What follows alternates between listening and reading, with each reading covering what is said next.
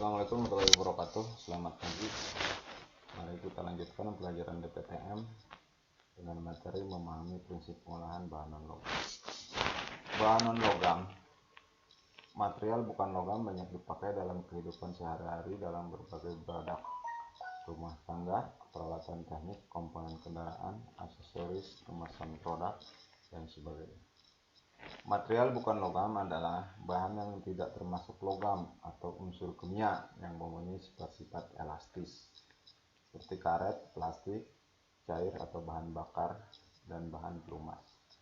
Mudah pecah, keramik, peka terhadap api, bahan bakar plastik, tidak dapat terbakar atau asbes, dan lain-lain. Bahan bukan logam diantaranya asbes, plastik, kaca, keramik, saktit, kertas atau karton, karet, granit, batu bara, bahan bakar cair, bahan bakar gas, minyak pelumas, minyak krem, intan, dan lain-lain. Bahan non-logam, asbes ditemukan di dalam bentuk serabut serta halus sebagai pembuluh di antara karang-karang yang terdiri dari atas asam persik dan silikat magnesium.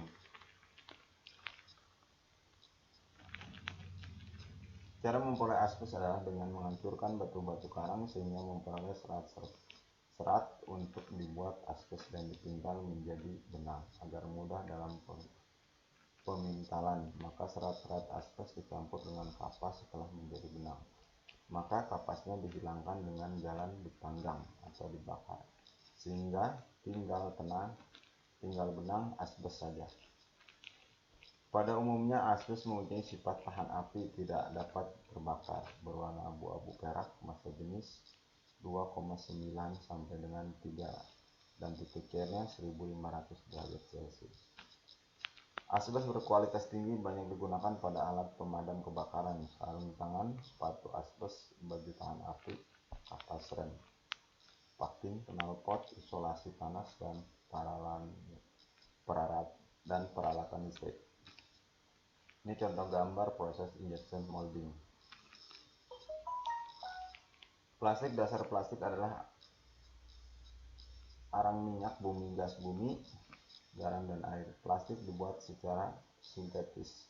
Bersifat plastik adalah berbentuk macam-macam material plastik, antara lain polyethylene Fe, polypropylene PP, polyvinyl klorida PVC, dan polystyrene PS, dan polikarbonat PVC, polyamid PA, dan akrilik butadiene styrene ABS. Plastik mempunyai sifat mudah terbakar, kuat tahan zat kimia, tahan air, tahan korasi, dan dicetak dengan baik pada suhu rendah. Sifat-sifat plastik misalnya massa jenis 1,0 sampai dengan 1,7 dan titik lumer sekitar 4000 derajat Celcius. Sifat mekanik plastik mempunyai kekuatan tarik 2,1 sampai dengan 8,4 kg per mm persegi dan tenggangan 15 sampai dengan 700%. Plastik banyak digunakan untuk kemasan, peralatan rumah tangga, peralatan teknik, peralatan elektronik, dan komponen-komponen lainnya. Kaca-kaca dibuat dengan cara pengolah bahan bakar seperti pasir, kuarsa, dan bahan tambah lainnya, soda potas, kapur, dan timbal. Pada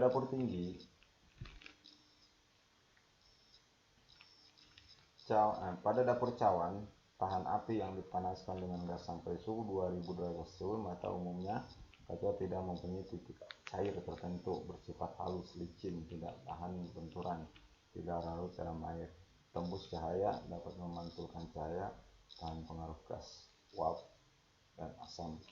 Macam-macam kaca antara lain kaca bening, kaca natron, kaca kristal, dan kaca baur, kaca plin, kaca crown, kaca Pyrex, kaca Jena, kaca panser tahan peluru. Kaca bening banyak digunakan untuk jendela, kaca plin dan kaca yana tahan perubahan suhu, digunakan untuk alat-alat ukur laboratorium. Kaca corona digunakan untuk alat-alat optik. Kaca film digunakan untuk pembuat lensa, prisma, dan antar. Keramik dibuat dari bahan kualin, tanah liat pilihan, bentuk dengan cetakan, dan dibakar dengan suhu 900 sampai dengan 1200 derajat Celcius. Keramik mempunyai sifat tahan perubahan suhu, keras, ketas, dapat dipecah. Daya sekitar tinggi, tidak dapat diubah bentuk.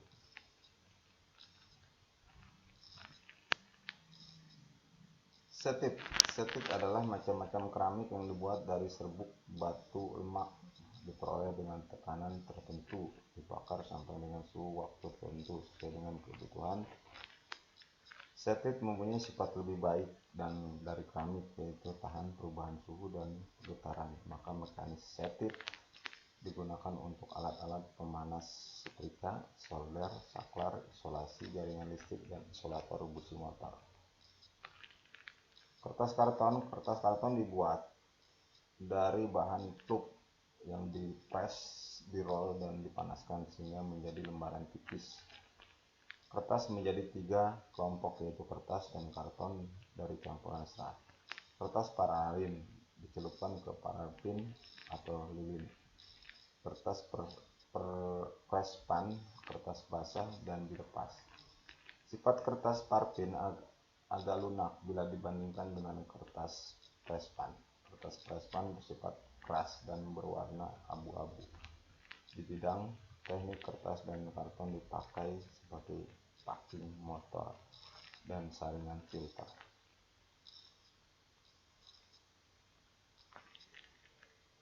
Injection molding. Biji polimer flat dilelehkan oleh skru gear ke dalam tabung yang berpemanas. Lalu dengan daya tarik bumi, pelet diinjeksikan ke dalam cetakan akibat pemanasan pada suhu 120 sampai 216 Celcius. Produk kemudian mengeras dengan batuan pendingin air, penekanan lalu ketarik, dan produk dikeluarkan dari dalam cetakan. Proses injection molding.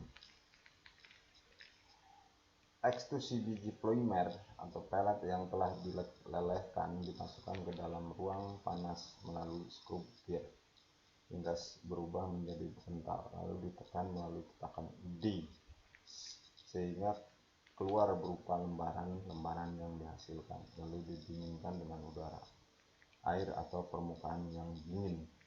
Produk berupa lembaran akhirnya mengeras dalam beberapa berada di atas ban dan berjalan di konveyor. Proses ekstrusi. Thermomopping prosesnya berupa menekan lembaran polimer yang telah dipanaskan ke dalam suatu cetakan. Blowing molding. Biji polimer proses. Pelet yang dilelehkan dengan skru gear di dalam tabung yang dilengkapi dengan pemanas, kemudian dieksekusi berbentuk pipa Parison, kemudian ditutup ke dalam cetakan. Baik, terima kasih. Assalamualaikum warahmatullahi wabarakatuh.